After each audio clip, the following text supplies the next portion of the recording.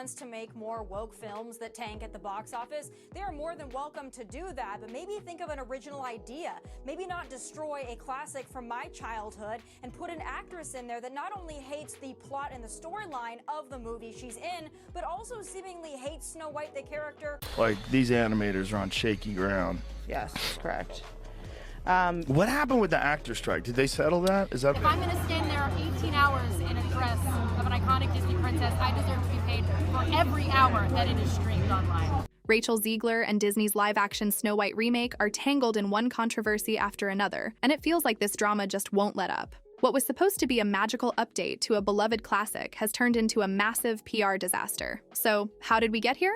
Let's break it all down, because the layers of chaos in this story are almost too wild to believe. Let's start with Rachel Zegler herself. When Disney announced her casting as Snow White, reactions were mixed. Some fans were excited to see a fresh face take on the iconic role, while others questioned whether she had the right vibe for a character as universally adored as Snow White. Disney fans are offended by Rachel Zegler's comments disrespecting the movie that made Disney.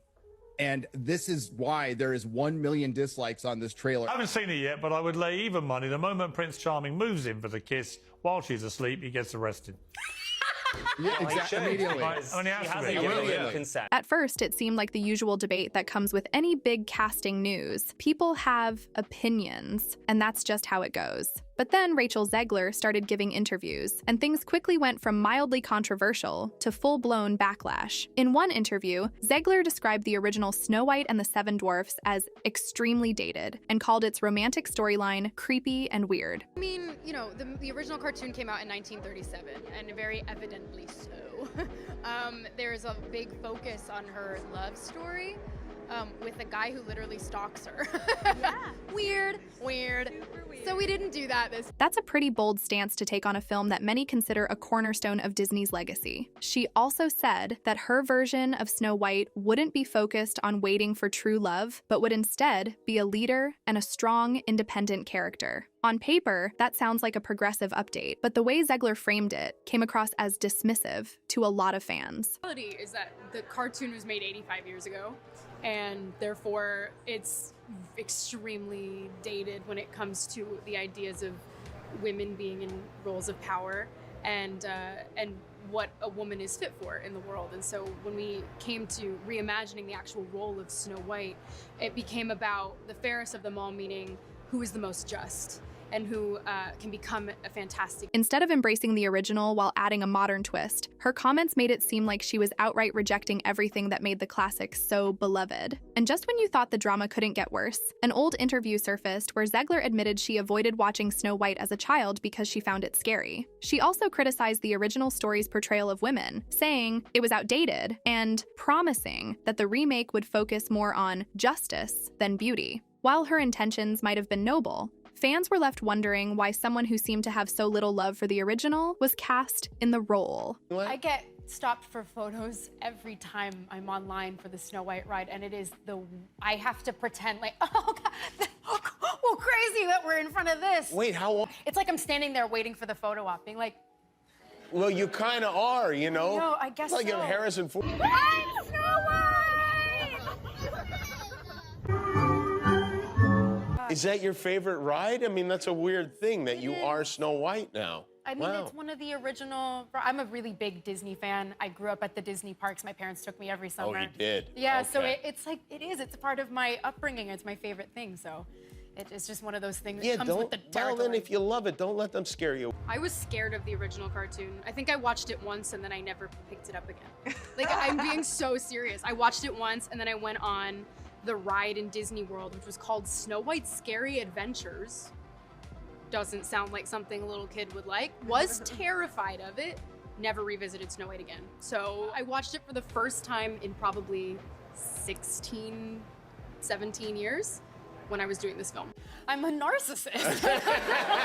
It's one thing to reimagine a character, but it's another to make it sound like you're embarrassed by the story you're supposed to bring to life. Then came the teaser trailer, which should have been Disney's chance to win people over. Instead, it was a complete disaster. Within hours of its release, the trailer became one of the most disliked movie previews in YouTube history, racking up nearly 1 million dislikes in record time. Fans were not holding back in the comments. The visuals were criticized for lacking the magic and charm that Disney is known for, but the biggest issue was the CGI replacements for the Seven Dwarfs. Instead of the beloved characters audiences expected, we got awkward-looking, lifeless creations that felt like they belonged in a low-budget video game, not a major Disney film. The backlash was brutal, and it set the tone for what would become a never-ending cycle of criticism. They're remaking the movie, they just got rid of the dwarfs, okay? Okay, but what do they call them? Why now, would they too? get rid of the dwarves, though? Magical creatures. But they have one token dwarf amongst these magical creatures. You actually just went backwards. You actually just erased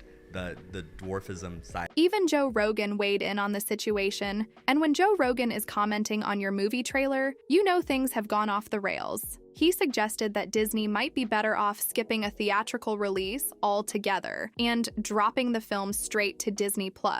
And honestly, it's hard to argue with him. At this point, it feels like every move Disney makes only digs the hole deeper. On top of that, leaked set photos added another layer of drama. The photos showed the Seven Dwarfs reimagined as a diverse group of performers, which sparked a heated debate. While some praised Disney for embracing inclusivity, others felt it was a departure that strayed too far from the original story. The photos didn't exactly inspire confidence, and many fans felt that Disney was trying too hard to cater to modern trends without understanding what made the original so special. Meanwhile, Rachel Zegler's social media presence has been, let's just say, eventful. From controversial political posts to dramatic readings of Britney Spears' tweets, she's managed to keep herself in the headlines for all the wrong reasons. Every tweet or Instagram post seems to ignite another wave of backlash, and fans are starting to question if Disney underestimated how polarizing she would be in this role. It's becoming harder and harder for audiences to separate Zegler's public persona from the character she's meant to portray. And that's not a good sign for a film that's already struggling to win people over. Disney, for its part, appears to be in full-blown damage control mode, but their efforts aren't exactly working. A second trailer was quietly pulled shortly after its release, which only fueled speculation that the studio is panicking. Rumors are now swirling that the film might skip theaters altogether and head straight to Disney+. Even former Disney insiders have weighed in, with some calling this project one of the studio's biggest missteps in years. It's a far cry from the kind of reception Disney was hoping for when they decided to remake one of their most iconic films. So, what went wrong here? Is this just a case of bad PR spiraling out of control, or does it point to a bigger problem with Disney's approach to live-action remakes? Fans have been vocal about their frustrations with these reimaginings, and the Snow White drama feels like it might be the tipping point. Instead of celebrating the magic and nostalgia of the original, this remake seems to be tearing it down piece by piece. At this point, the question isn't just whether the film will succeed, it's whether Disney can salvage its reputation after such a colossal mess. Only time will tell if Snow White can find its happily ever after, but for now, it's looking more like a cautionary tale than a fairy tale comeback. What do you think? Is this remake doomed from the start, or does it still have a chance to win over audiences? Let's hear your thoughts, because this story is far from over.